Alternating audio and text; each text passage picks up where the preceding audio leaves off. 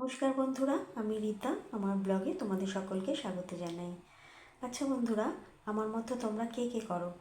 মানে আগের দিন রাতে সবজি কেটে রাখো। আমি পরের দিন যে রান্নাটা হবে সকালবেলা, তার জন্য আগের দিন রাতে সমস্ত সবজি কেটে রাখি, মশলা তৈরি করে রাখি। এতে কি হয়, পরের দিন রান্নাটা খুব চটপট করে হয়ে যায়। এটা আমি অনেক বছর ধরেই করে আসছি। আসলে আমার ছেলে যে স্কুলে পড়তো, আমার বাড়ি থেকে সে স্কুলের দূরত্ব ছিল 20 কিলোমিটার। তো আমি ওকে নিয়ে যেতাম আর ওখানেই বসে থাকতাম ঘর ভাড়া নিয়ে, মানে মায়েরা যেমন ঘর ভাড়া নিয়ে বসে সেরকমই বসে থাকতাম। তারপরে ছুটি হলে একবারে নিয়ে সন্ধ্যা 6টা 6:30টায় ফিরতাম। সেই জন্য রান্না করতে তাড়াতাড়ি হবে বলে আমি আগের দিন রাতে সমস্ত সবজি কেটে রাখতাম। যদিও আমার রান্নার লোক ছিল প্রায় 7-8 বছর, কিন্তু সে থাকা সত্ত্বেও আমি তাকে সমস্ত কেটে দিতাম। কারণ কি, দেখতাম প্রথম যখন রান্নার লোক রেখেছি তখন দেখতে পেতাম যে শাক ভালো করে কাটছে না, সবজিগুলো ভালো করে কাটছে না, শাকের মধ্যে ঘাস পাতা অনেক কিছু রয়ে যাচ্ছে। এমনও অনেক দিন হয়েছে যে শাক খেতে গিয়ে দেখছি বালি কিচকিচ করছে মুখে। তো সেই জন্য আমার পছন্দ হতো না।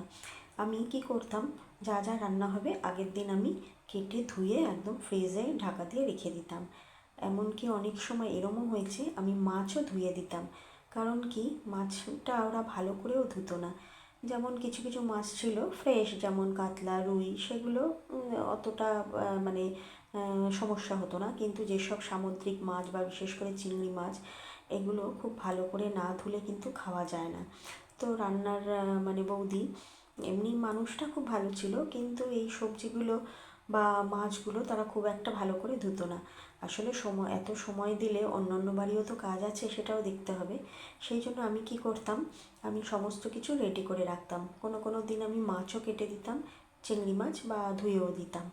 তো এইসব করতে করতে সে খুব আনন্দই পেত। এসে শুধু চালটা ভেজাতো আর ফটাফট রান্নাগুলো করতো মিক্সিতে মশলাটা করে নিয়ে।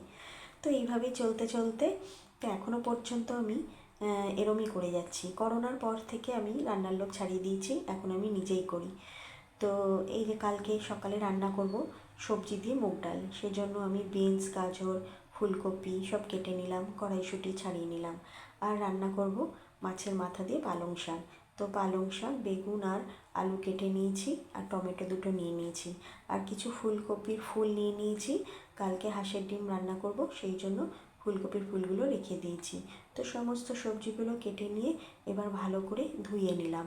ধুয়ে জল ঝরিয়ে একদম শুকনো করে ফ্রিজে ঢাকা দিয়ে সব রেখে দেবো। পরের দিন সকালে উঠে রান্না করতে বেশ ভালো লাগবে বা খুব তাড়াতাড়ি হবে। তো আমার ব্লগটা এখানেই আমি শেষ করছি। কেমন লাগলো জানি।